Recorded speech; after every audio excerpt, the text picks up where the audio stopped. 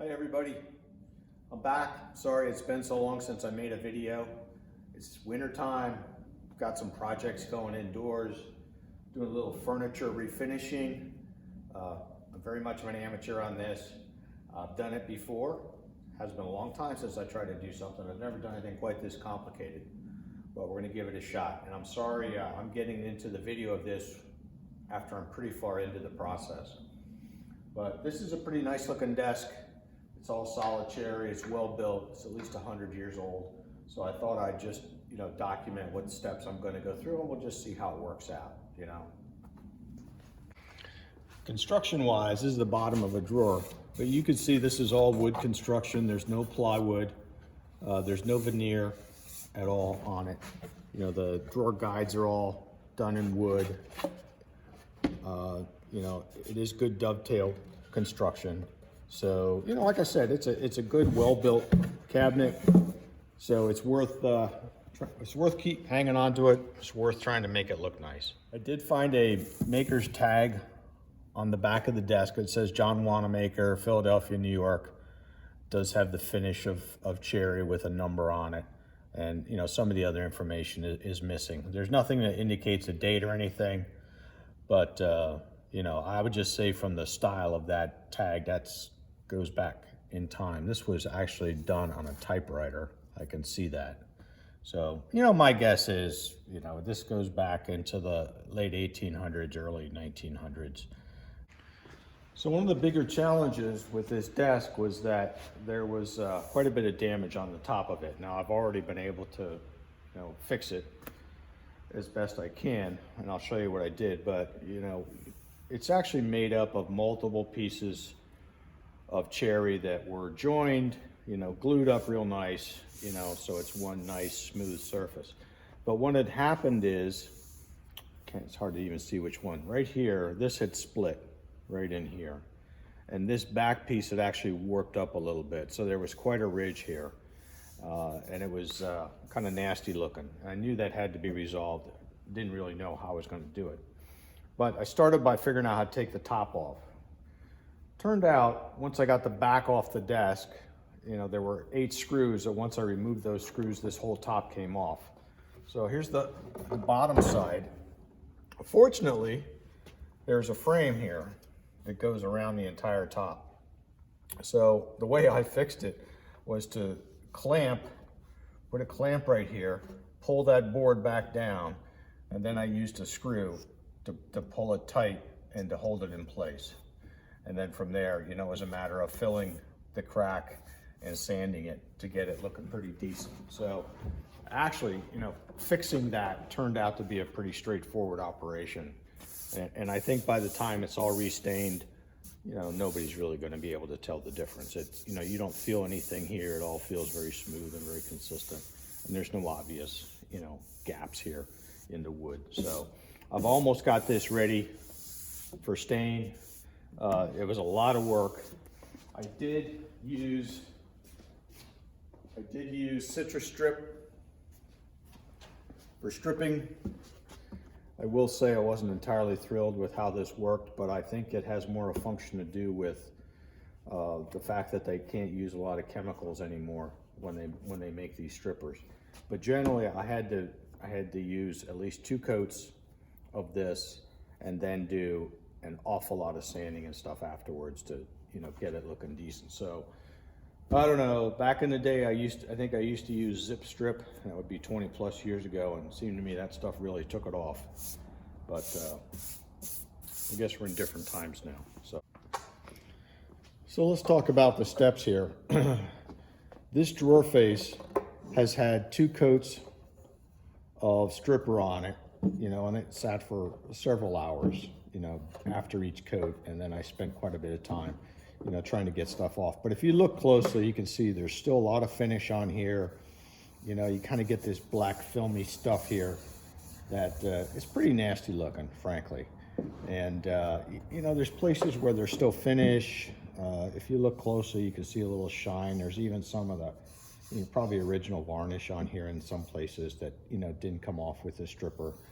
So certainly that's not good enough. Now here's what the same drawer would look like after I've used the sander on it to get rid of all that additional material. You know, I've gotten to the point where I could do one of these drawers now in about 5-10 minutes, you know, with the sanding. But that's because I finally found all the right equipment and techniques to do it. I started out doing it by hand with sandpaper, and it was just brutal. So, you know, I'm certainly getting a little better at this, getting them looking decent and ready for refinishing. So I'll show you a little video of some of that as I'm going through it, and I'll show you some of the tools I'm using. So I've been using 3 different power tools for this. And first one is I picked up this orbital sander, and you know, I've been using this, and it's a blessing, I'll tell you. It makes a huge difference. I've also been using a Dremel tool to do some of the detail work, and I'll show you an example of that. And I've also actually been using this little bad boy with a sanding disc on it for some of the tight spots. So there are places where this actually works pretty nice. But between these 3 things and occasional hand tool and even some, you know, straight sandpaper, I've been able to get after this. So let's do a drawer.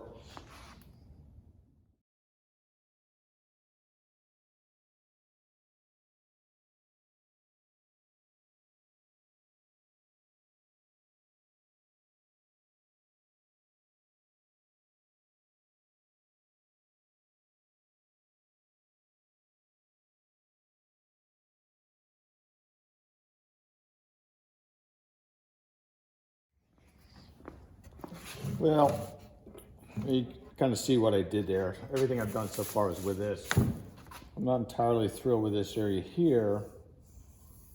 I mean, but you can see it is a different piece of wood, but there's obviously still some darker stain in here, but I don't think I'm going to get it out. So once it's restained, I think it's going to look fine.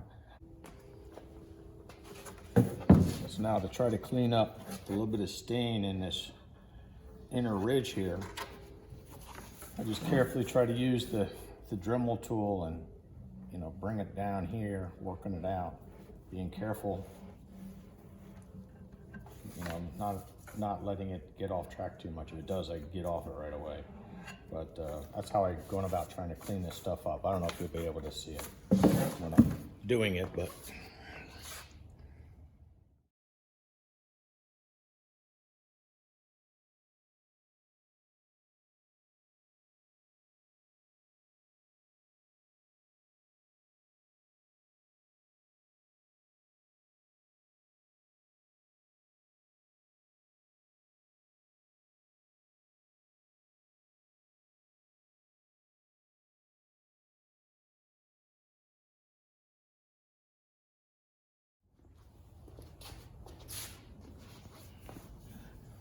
okay, I got all the drawers done. This is the center drawer, the last one.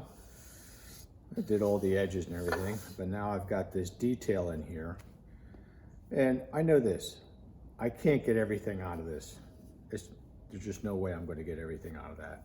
So I'm never going to get this to match this. So, you know, I think I have 2 approaches.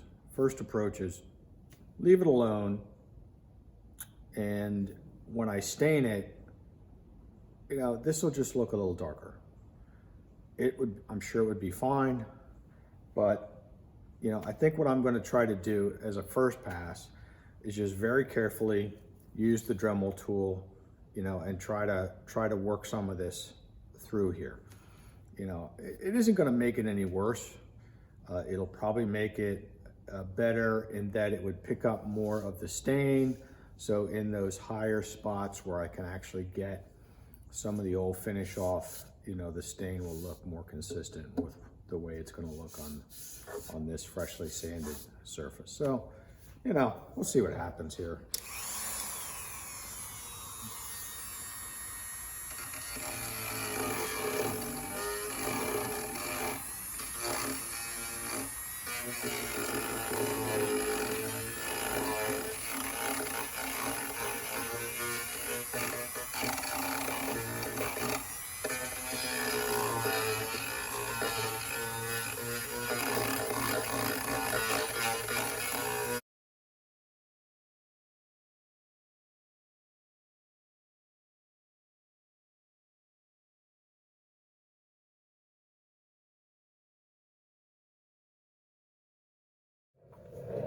Well, there it is. I mean, does it look better? I think so. Can I ever get it perfect? No. One thing I do is I go through these, you know, these detail pieces just to make sure there's no residue in there from the stripper. You know, that stuff can be pretty gummy. And if you go through with a, you know, kind of a sharp instrument like this, it will kind of scrape it up and get it out of there. But there doesn't seem to be any. I guess I already cleaned it up here.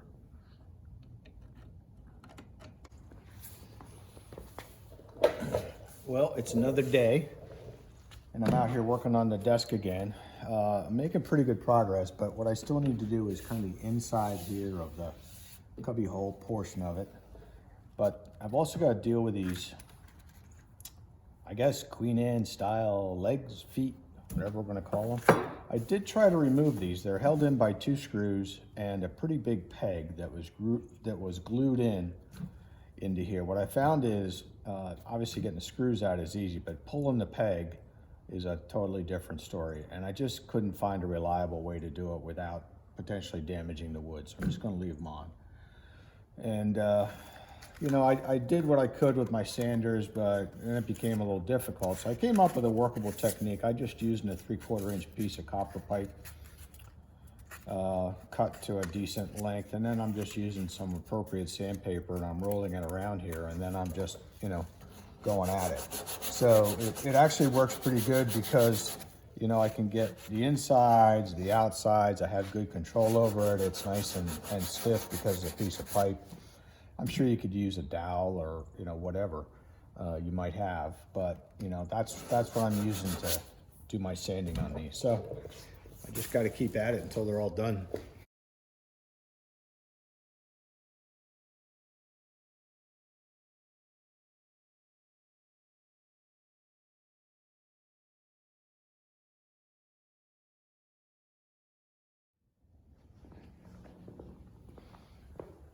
Well, I've spent quite a few more hours working on these legs. I think I've got them as good as I'm going to get them. It did take me probably 4 or 5 hours, you know, sanding away at them until I got them halfway decent. And I guess I also took the time to go over all the flat surfaces with a finer grit sandpaper on the sander. It all feels pretty good. And I think I'm ready to move on to staining and polyurethaning now. So should be pretty exciting. Start to see some things really happen. I might break it off into a second video. So if this video comes to an end, you know there must be another one with the finishing process. So thanks for watching.